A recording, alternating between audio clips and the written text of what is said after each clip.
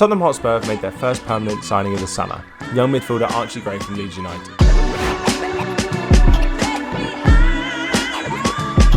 Now, who is Archie? The £30 million player has football in his blood. His younger brother Harry is currently in the Leeds Academy, and his dad Andy, granddad Frank and great uncle Eddie were all players for Leeds and the Scottish national team, with Uncle Eddie managing Leeds on 2 occasions. Despite being only 18 years of age, Archie racked up a huge 4,000 minutes for Leeds in all competitions last season, playing 52 matches, with only 5 coming as a substitute. Of those games, 30 of them came at right back, which isn't his preferred position. It's more in central midfield, but that's quite common for young players coming through. In terms of being a central midfielder, he played 10 at defensive midfield in a double pivot last year. That included a glittering display against Chelsea in the FA Cup too. But how does he play? Archie is a modern technical player for sure. He's extremely press resistant. He uses his dribbling, guile and clever touches to avoid danger. Dribbling is definitely his main progressive attribute, making 1.08 successful take-ons and 1.8 progressive carries a match. This puts him in the 80th percentile versus fellow midfielders in similar competitions. It's worth noting though that the data is a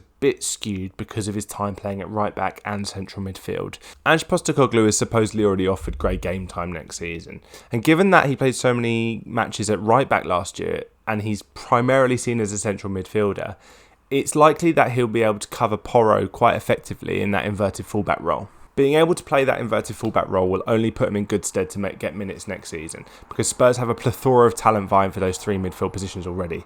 Now, we'll go through them because there's quite a lot. Rodrigo Bentancur, Pat Matasar, Oliver Skipp, Lucas Bergvall, Yves Bissouma, James Maddison, Dejan Kulusevski, and that's not even mentioning Pierre-Emile Højbjerg and Giovanni Lo Celso, who are both likely to be sold. What can we expect from Archie in the immediate term? Now, as mentioned, I think he can cover at right back for Pedro Porro. A bit of a different profile. He doesn't quite have the killer ball of Pedro Porro, but can maybe do more of a Destiny Udogie impression. Driving with the ball, quality dribbling, safe in possession, and I think he might thrive there. Hopefully we also get to see him play in central midfield sometimes. Spurs are going to have a lot of matches with the Europa League on top of all the domestic competitions next season, and we'll need a far bigger squad to cope than we did last year. Fortunately, it won't be long before we get a glimpse of Archie in a Spurs shirt. Before our tour of Asia, we've got 2 fixtures, one against Hearts and then at QPR a few days later. Before signing for Spurs, he was linked with a Bundesliga move, and we'll get the chance to see him in 2 fixtures against Bayern Munich at the start of August. Now, what does the future hold for Gray at Tottenham? Now, I'm led to speculate that Spurs might be looking to develop him as a number 6, given the lack of options we have there currently. We also missed out on Adam Wharton last January, whether we didn't go in for him or just missed out completely, who knows.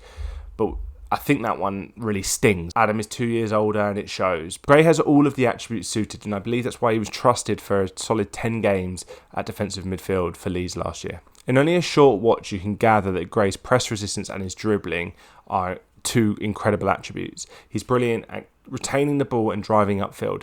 Not only that, he has brilliant tackling ability and defensive awareness, tracking runs really, really maturely. However, his short passing is good, but overall his passing numbers aren't great.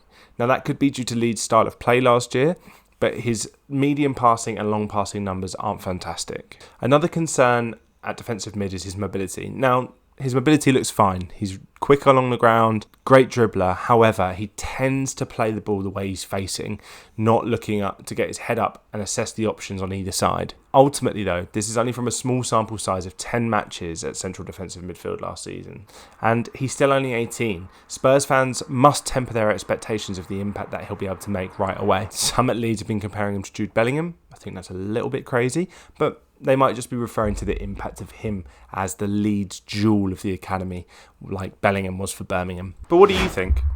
I think Archie is a fantastic signing. The club's really becoming a hotbed of the best young talent around.